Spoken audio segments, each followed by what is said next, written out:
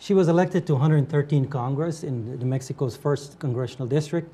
I'd like to welcome Michelle Lujan Grisham. Congresswoman, welcome. Thank you. As always, I am delighted to be here. Thank you. Last time you came, you came as a candidate. I did. We're really lucky to have you back. Let's talk a little bit about the immigration, because that's on everybody's mind right now. The president's proposal, give us a little feedback on what you think about his specific proposals. I know because he outlined a certain things there. Well, the nice part is, and maybe if you don't mind, taking a step back, which is, I actually, within the first month or so of being elected and being in office, I was able to participate with only about 8 other members of both the House and the Senate to talk to the president about immigration reform. And President Obama was very clear that that was one of his #1 priorities, and he wanted it done in the 113th Congress.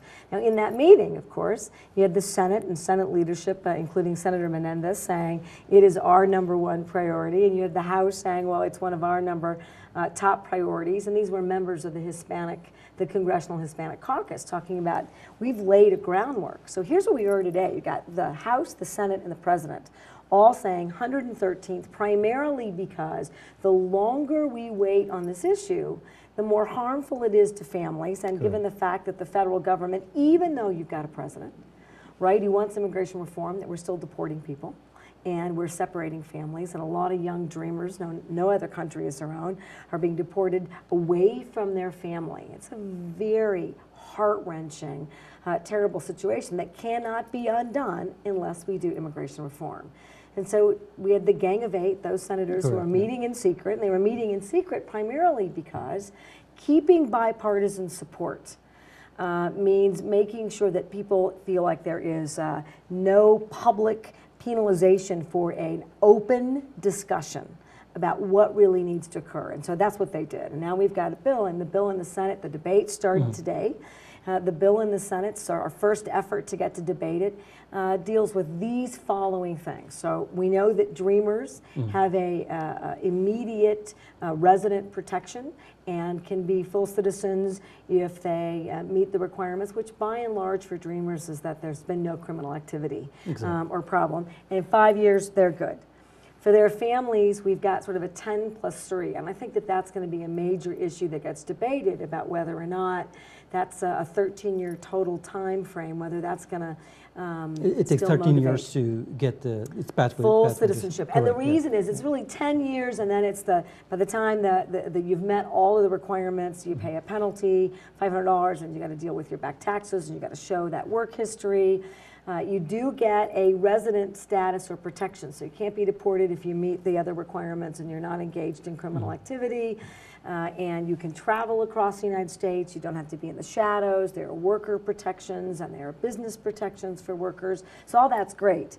But those last 3 years to get to citizenship, the issue, as I understand it, is we've got such a backlog for people who immigrated here correctly and have been waiting, didn't break any laws, that there's an issue about equity and fairness. And of course, something that I want to debate is why aren't we investing more in our immigration system so that that's more meaningful? It is broken. I mean, nobody should have to wait. I mean, again, this is not a week-long process. Exactly. Immigration issues are significant. We have to balance the interests of the country with recruiting people in and protecting citizens. But the other is 10 years, 13 years, 15, 20 years, people shouldn't be asked to wait so long. And I think it's an issue about investing in our immigration system.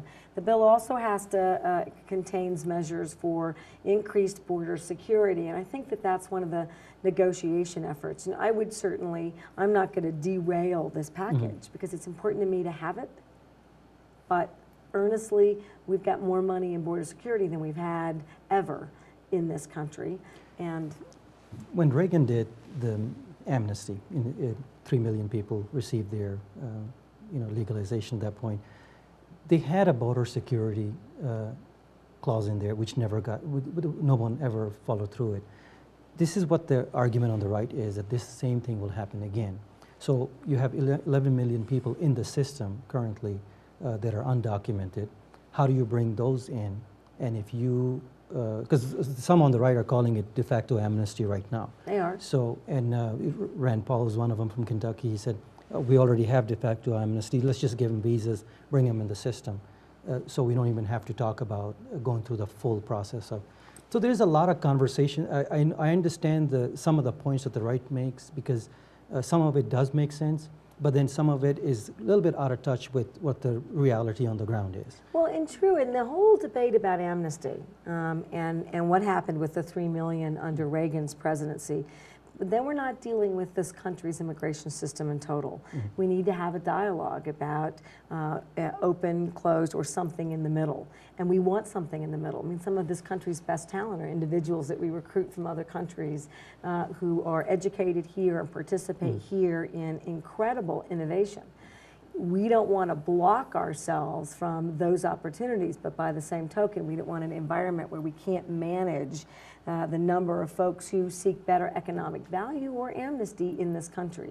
And those debates, as it relates particularly to the 11 million families, I think are really important. And today, 11 million people in the shadows, spending all of this money in a way that's really nefarious and is breaking these families apart. Correct. Doesn't make any sense. And with the number of dreamers born coming here as toddlers or infants. Because there's no fault of their own. They were brought this here. Makes no sense. So this is a little bit different from the situation that Reagan faced, and the economy between Mexico and the United States has shifted. So this is really an opportune time to deal with the folks who are here and then have a broader discussion about immigration over the long haul, so we don't keep having this issue every decade or so about what we're going to do, and really look at the economies of the states on the border of Mexico. The fear on the right is that the minute you say legalization and path to citizenship, is a whole bunch of people that will line up past the 11 million that are already here. So that's their fear, that you will create this hysteria for people wanting to come into the country after this is, even if there's a word of amnesty. That's why they don't want to use the word amnesty anymore, because it's become such a taboo subject, you know, when you say amnesty. So the thing is, on a ground level, you're dealing with human beings that are living on the shadow, like you said. How do we deal with that in a humane manner, because they are productive members of society, right, whether they're living in the shadows or not. They have family members, children, and there's some that are already in our military, serving the military. They want to take the Pledge of Allegiance. They're very patriotic. That's right. So how do we deal with all these separate issues there? Stalling it, and I think kicking it down the road, which is what some are suggesting on the right, that let's not deal with it right now. With the bombing, the way it happened, when it happened, they say, well, let's discuss how the visa system works. So do you have anything as far as like what they're working on with the visas? Well, for me, this is the issue. I mean, all of it needs to be dealt with. How we're issuing visas, what our checks, and whether or not we've invested enough in the State Department to really do both due diligence and to have a process where things are moving. And today, where we keep cutting federal government and we're not investing in any of those public services, it becomes a little bit haphazard. But also the notion that this incident or any other tragic incidents in the country is enough to say we're going to stop a productive path. Because they want to put the brakes on it. At that point, I disagreed with that. I do too. And the longer we wait, the more complicated this problem becomes. And it's not going to solve every issue. And the big thing that you'll see both the Senate, the House, well, and the President too, is you have to prove that you were here before 2012. So it is not an open invitation for everyone to come to this country while we figure out exactly what the process is. That tells me that we're protecting law-abiding individuals who are here, that we're protecting those dreamers who are here through no fault of their own, that we recognize now we've got a deal between, you know, much of the unions and commerce, and now we're close to a deal with the agricultural community. Yeah, because they're concerned about it. Yeah. Absolutely. They're concerned because they have a legitimate reason there, because they have to bring food to the table. They're wondering, well, what do we do with the ones that are here? And how isn't that where I think where the talks broke down a little bit, where they said, well, it's fine with the individuals that are here, but what about those that haven't come in yet? They're trying to apply for guest worker program. What do we pay them and stuff? This is where the problem is. And to make sure that, and I will tell you that in the Senate version, there's clear language about prevailing wages. Because what you don't want to do is say, okay, our guest worker program, we're going to undervalue that labor. And then we get a different system for people who aren't on a work visa, who are in a protected residency status, who can then work as part of that and make their pathway to citizenship. We have to be very careful. And the way that you equalize that is by not allowing these tiers and second class individual status creep in this country so that we're taking advantage, but also maximizing our opportunities, because we need people in this job market. Correct. And what states have shown is this notion that there is a dearth, that there's so many people looking for work in this country, that if you just disallow anybody in a guest worker program to work, that you're fine. What happened is that we had crops that weren't picked and spoiled in the field, and we've got real trouble. So I think we've proven to the country that there are certain jobs that Americans, for whatever reason, are not taking. They won't do. They won't do it. So recognize that as your issue, and then fairly and equitably, humanely invest in a job market that is willing and able and deserves the kind of respect and protections for doing that work that this country should provide them, as long as they're meeting those requirements. Exactly. Yeah. On the high skill labor, you have individuals that are PhDs in computer sciences. The H-1B. Doctors, engineers, you bet. They always return and go back home. Not always, but more often than not. Quite a lot. I mean, I've seen that lately where because of the economy cooling off, they're heading home. So I think there's got to be ways to keep them here, encourage them to get into business, because they're very entrepreneurial. I mean, a lot of them are, not all of them, but they like to stay here. So I think there's a lot of issues there, and if you start looking at them issue by issue, it makes it very complicated. I totally understand how the right feels at times, because it becomes overwhelming. They have no incentive there because a lot of these individuals vote Democrat, and so it gets into all these areas where both parties don't want to deal with it at times. They do, but you know, and there are political realities here.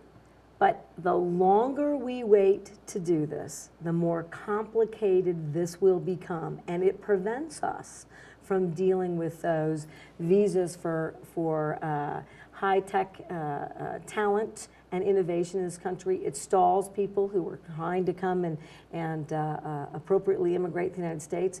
And so the longer that we just pretend that this is not a problem, then we'll never get to solving those issues. And there's a huge backlog just on those requests. Right, yes. And so I feel much better about the Senate debating the issue, having the House has got a bill that's ready, the President's got a bill that could be dropped, so that the House has its own bill, correct? We have our own bill. And then the President has his own bill. Right, but all we've seen debated and seen the details of is the Senate bill. Correct, yeah, because they're the gang of it working on it. That's right. And I think they might be able to get it done if they don't feel like they need to stall it. Because right now the talks are, well, let's stall it for another few more weeks or a month or a few more months. Because like I said, the incentive on the right is not there, because they feel that these individuals coming into the system don't vote Republican anyhow, so why should we, what was the incentive there?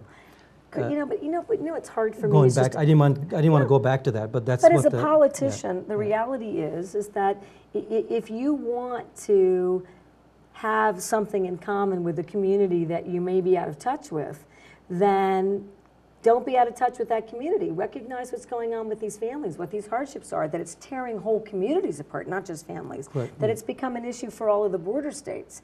That we're spending money in places that don't make any sense in an environment where we should be investing in jobs and infrastructure in this country and building our economy. If I were a Republican, and look at Rubio, I would make it very clear that this is a national priority.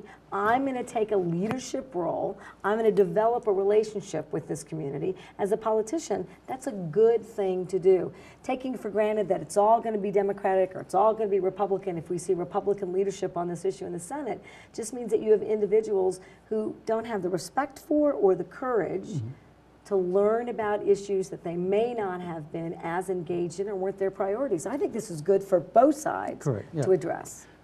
McCain had about 31%. George Bush, the last one who had 40%. of the Hispanic vote. Romney got 27%. So they're seeing this decline there, and they're saying that, well, this is not going to work out for us.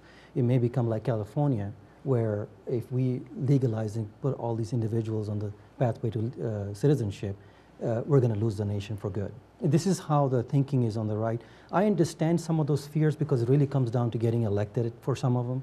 So there's a panic there. There's this incipient panic that, oh, well, we're not going to be able to deal with this thing if they ever come into the fray. But your point about the 27% is perfect because for Governor Romney, because the reality is if you don't do immigration reform, that's where you're going to be heading into an increasing number of Hispanic voters.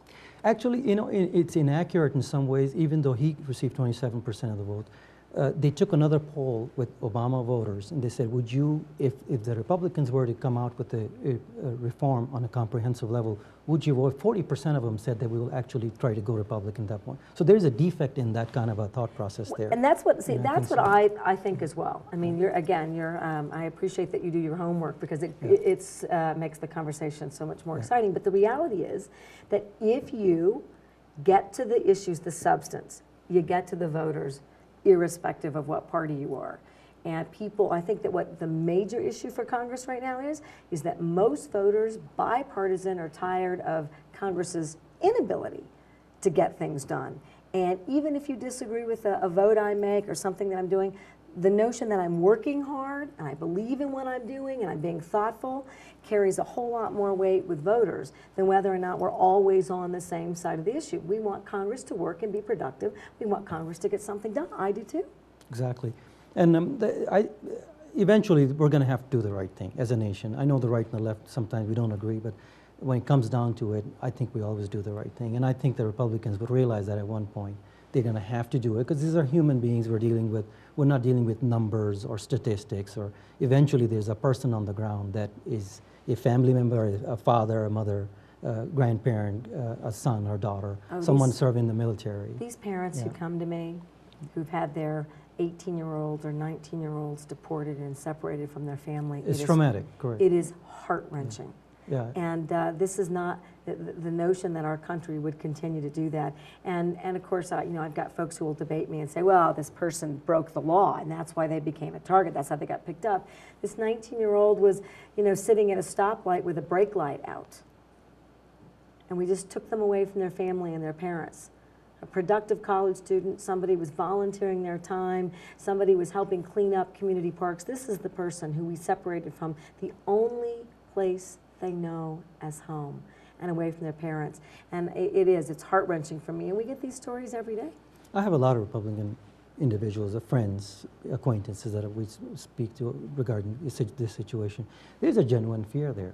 And I see that in their eyes when they're actually talking about it, building a fence. It's very real, like you have to build this fence or I think we're going to lose this country to a lot of immigrants from the South. Moving on from this subject, I think we covered a lot about the immigration. Let's go on to the budget a little bit. We'll change gears. The President proposed a certain set of proposals on his blueprint there. Talk a little bit about this. I know the Social Security and the Medicare, a lot of Democrats didn't like it. Do you have any, I'm sure you have your opinion on what the cuts that he was talking about vis-a-vis the Social Security and Medicare specifically, I think. Was there anything that you wanted to? Well, yeah, so again, if you can stand me in this program, I really appreciate it. But just backtrack a little. So we have not gotten very far on budgets as a Congress, but this year we're at least passing budgets out of the House at least, and we're getting the continuing resolution debates coming out of the Senate, so we don't have a government shutdown. But so for the first time in a long time, you've got a Senate budget, you got a House budget, now you've got the President's budget, and the President's budget was just debated in the Budget Committee, of which I'm a member. And what you raise is that the President tried to balance some of the Republican issues and interests with deficit reduction and looking at the national debt and recognizing that we need to do something about that.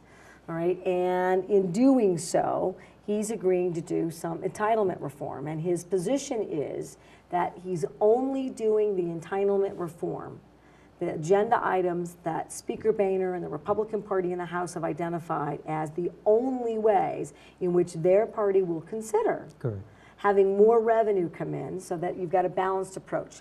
Revenue coming in, closing corporate loopholes, making sure that those funds are available for economic infrastructure investments and education, healthcare, bridges and roads and hospitals, and controlling entitlement costs on the other end. And I think that the president should be applauded for that effort, because that's what we've been, all of us, particularly folks, I think, bipartisan, who really see the value of moving this country off the dime here on budget and appropriations. I'm a little disappointed that we've narrowed the debate on entitlement reform again, that we're going to deal with. It came down to the entitlements. It does. It comes down to eligibility or benefit. Eligibility or benefit. What about delivery? What about how these whole programs work? There's plenty that we can do that bends the cost curves in healthcare and Medicare, and you could remove the earnings cap limitations in Social Security. There are things that we can do that incentivize those systems to do better, and the truth is that Social Security is not the reason we have a federal deficit. So Democrats are a bit concerned that this was the wrong approach to dealing with entitlements, but not that we shouldn't be having earnest discussions about that. Weren't you surprised at his proposal, though, because there is cuts to Social Security and Medicare? The chain CPI, I was disappointed. In fact, if anybody watched C-SPAN and my comments on the Budget Committee, I was very clear that we're taking a huge cut out of Medicare Part B, which is one of the things it does is home health and hospice. And if you want people to get out of the hospital and not return to the hospital, those are very cost-effective benefits, but they're looking at the growth in those areas. Exactly. And so they just look at it from a kind of unit cost. We got too much money going out, take that out. Now we've got more money to spend in Medicare, without saying, what are the reasons? What can we do to make it more cost effective? Why? And the governor, I mean, the president did also put in rebates and negotiating better prescription drug prices, but I'm not happy really about the chain CPI and the I was a little confused on that, because he made that deal with John Boehner last year, and I think he had to stick to that. So I can understand that. But then when you really start to study the budget, there is some flaws there. And I know we don't have enough time to go into all of it. But over the next 10 years, I think he's proposing about 1.8 trillion in savings there. Overall 4.3 trillion altogether when everything is summed up. And we've already made deficit reduction spending to the tune of about 2.4 trillion. So it's not, and I think that Americans haven't seen that. You know, they don't, although now with sequester, I think they're seeing and feeling the negative effects of bad policy making. But we have been cutting, and what we know in the experience of our European allies and friends and neighbors, that's not working, because there's no growth in their economies, no investments. And for me, I don't know why we have to get things done in 10 years or 15 years. And I've been telling voters that it sounds like this to me. We worry about individual debt in the same way we look at the country's debt. We know that there's got to be a productive ratio between what you owe and what you bring in. But can you imagine if I was helping you or your family and we were doing debt counseling and trying to get you on the right path, that we took your 30-year mortgage and said, you have to pay it off in 10 years. And so we're going to have to double your payments, because that's the only way that you really take the largest part of your debt out of the equation. All that would mean is that nobody could bring in double the revenue to do that. That's the reason you're in that tight spot to start with. You lose your house. So we have arbitrarily said everything has to be done in this window. What we should be saying is reasonable window, reasonable effects on the deficit, taking out as much waste, looking at evidence-based programming, and investing in the growth of the economy. And that over a 20-year period, or so. You know, I don't know what the magic number is, 18 or 26. Exactly, yeah. But every economist in the country, non-partisan, is saying that that's the right recipe for long-term sustainability and success in this country. And so we need to follow that advice in Congress. Yeah. We're almost out of time here. Hopefully we'll have you back. Maybe we'll talk about some of the other issues as they come up. And, you know, maybe, I know the budget thing, they're dealing with it. Now maybe we'll talk about gun control or something next time around. I would love to. Look, we're going to see something come out of the Senate. Let's talk about what the House does with that, and let's talk about whether the House takes a leadership role on the gun violence debate. So I appreciate being here this afternoon, and as always, it's really a pleasure to be here. Absolutely. And we'll see what happens with the immigration reform. Hopefully it'll get through. And I hope it does for the 11 million. Because there's a lot of people I'm very optimistic. there. You know, it won't be a perfect solution, but I'm very optimistic that we're going to do the right thing as a country here.